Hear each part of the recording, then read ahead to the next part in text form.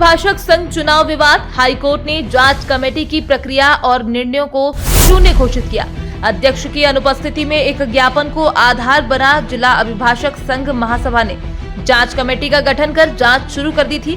जांच कमेटी ने चुनाव सामग्री जब्त करने के लिए अलमारी का ताला तक तोड़वा दिया था। वरिष्ठ अधिवक्ता अजय शंकर उकास ने बताया, कुछ पदाधिकारियों ने कार्यकारिणी सदस्यों के साथ जिला अभिभाषक संघ के संविधान को दरकिनार किया। जांच कमेटी बना ताबड़तोड़ अवैधानिक ढंग से निर्णय लिए। इसी आधार पर जांच कमेटी के कृत्य को अवैधानिक बताते हुए एडवोकेट ज्योति माहेश्वरी और एडवोकेट स्नेहल सबनीस ने एक याचिका हाईकोर्ट में लगाई थी। हाईकोर्ट में सबसे पहले इस मामले में स्थगन दिया था। चीफ जस्टिस सुरेश कुमार कैद और विवेक रुसिया की युगल पीठ के समक्ष याचिका की सुनवाई हुई। युगल पीठ ने जांच कमेटी सहित उनके सभी कृत्य और निर्णय शून्य घोषित कर दिए। हालांकि अन्य पक्ष के आग्रह पर इलेक्शन पिटीशन संबंधी अधिकार सुरक्षित रखा है। पूरे प्रकरण में अध्यक्ष सुरेंद्र वर्मा ने उन्हें हटाने के लिए कृत्य की सिलसिलेवार जानकारी दी। कानूनी सलाह देने और याचिका संबंध में उचित निर्णय लेने वरिष्ठ अधिवक्ता अजय शंकर उकास का आभार माना। कि 1 मार्च 2024 को इंदौर अभिभाषक संघ का निर्वाचन घोषित हुआ था और मुख्य चुनाव अधिकारी श्री मनोज द्विवेदी साहब थे।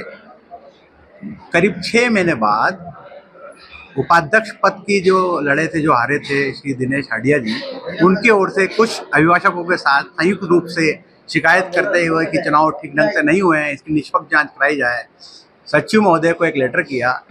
हमारा संविधान ये कहता है इंदौर अभिभाषक संघ का कि चुनाव संबंधित विवाद का कोई भी क्षेत्राधिकार इंदौर अभिभाषक संघ के पास नहीं है। उसके बावजूद भी सेक्रेटरी महोदय और अन्य 4-5 लोगों ने इसको जनरल बॉडी में रखा गया, और जनरल बॉडी के पश्चात उन्होंने यह भी निर्णय ले लिया कि इसकी जांच कमेटी बनाई जाए। वो जांच कमेटी बना दी और जांच कमेटी ने दादागिरी के साथ अवैधानिक तौर पर चुनाव सामग्री जिस ताले में रखी थी उसके अलमारी को तोड़कर, ताला तोड़कर सामग्री भी जब्त कर ली और उसी दिन रिजल्ट भी डिक्लेयर कर दिया, जबकि जांच होना ऐसी चाहिए थी कि सबको सुनते।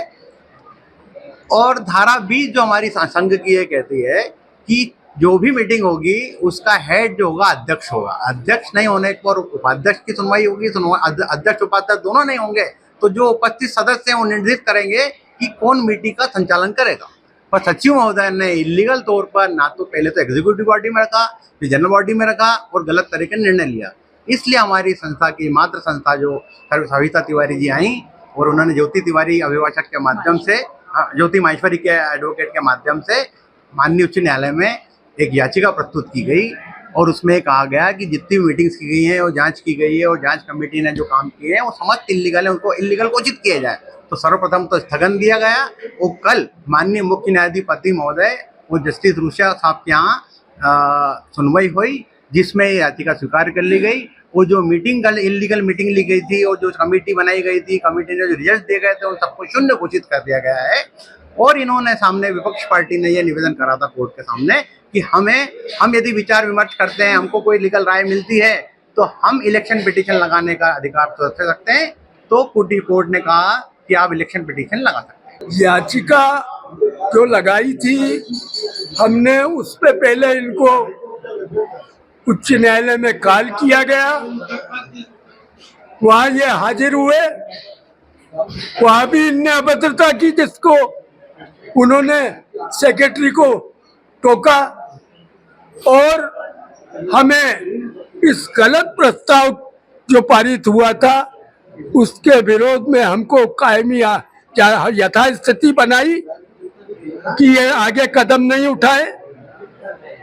यथास्थिति के बाद में उन्होंने जवाब के लिए समय दिया और ये याचिका की सुनवाई सर्वप्रथम वरिष्ठ जज एडमिनिस्ट्रेटिव जो इंदौर के रहे धर्माधिकारी जी और सम्माननीय वीके द्विवेदी साहब के समक्ष आई। उन्होंने हमारे और इनके वकीलों की बहस सुनने के बाद में यथास्थिति का हमारे को आदेश हमारे पक्ष में हुआ। याचिका हमारी थी, इनको जवाब के लिए समय दिया। इन्होंने जो जवाब दिया उसके बाद में ये याचिका पहले रुसिया साहब और आपके द्विवेदी साहब के समक्ष भी हुई। फिर अंततः ये चीफ जस्टिस साहब सम्माननीय न्यायमूर्ति मुख्य न्यायाधिपति मध्य प्रदेश के सुरेश कुमार केस साहब और एडमिनिस्ट्रेटिव सम्माननीय जज विवेक रूसिया जी के समक्ष फाइनल हियरिंग के लिए ये लगी। हम लोग वहाँ हाजिर हुए और हमारे वकीलों ने, और उन्होंने भी इनसे पूछा कि ये तो ज्ञापन ही आपका 50 का कह रहे हो, संविधान की 50 सदस्य ही दे सकते हैं ज्ञापन, ये तो 35-37 सदस्य हैं और इन 5 सदस्यों के सिस्टर लायर के आपने रिपोर्ट हुई है गांधी रोड पे, गलत सिग्नेचर ली है, और ये प्रक्रिया आप जो अपना रहे हो ये कैसे संविधान सम्मत है। हमारे अभिभाषक रवींद्र छाबड़ा जी और उन्होंने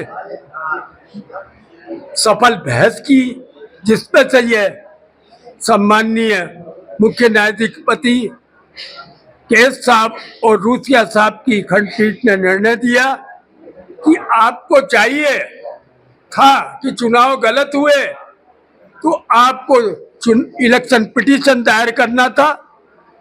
आपने ये जो ताले तोड़े और ये सब कृत्य किया, ये इन्होंने इससे अभिभाषक संघ पे क्या असर होगा मैं ये नहीं बोलूंगा, सब पता लग रहा है इनको कि इनके ऊपर क्या बीत रही होगी। दर्द का इतिहास इनका बना दिया।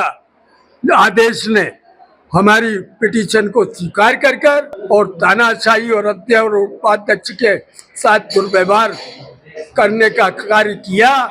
हमने कहा कि अब बहुत अति हो गई, हमें संयम रखना चाहिए। हमने हमारे अभिभाषक सम्माननीय रवींद्र जी छाबड़ा, हमारे अजय उकाश जी और सम्माननीय हमारे यहाँ सीनियर अभिभाषक जो कि बहुत ही लोकप्रिय है दोनों, पीके जैन और रविंद्र सिंह छाबड़ा साहब, उनको हमने एक टीम बनाई। ज्योति महेश्वरी जी, लोग हमारे यहाँ के भी जिला न्यायालय के भी वकीलों को लिया हमने, आपके अशोक यादव और हमने सहयोग लिया, सभी का सहयोग हमको मिला और हमने याचिका के निर्देशन में अजय उकाश साहब के, क्योंकि वो मेरे कानूनी सलाहकार भी हैं और मैंने उनसे भी निवेदन किया, चुनाव संचालक हमारे अशोक यादव और रोशन सोनकर से, इस वक्त से उन्हें समय नहीं मिला तो पूरा कार्य अजय उकाश साहब के निर्देशन में हुआ। आज मुझे याद आती है वो SL उकाश साहब की और उनके कि मेरे जो कभी भी इन्होंने अकेला नहीं छोड़ने दिया, संकट में भी ये दीवार बन के सब लोग मेरे साथ में लगे रहे और याचिका हमने उच्च न्यायालय में पेश की।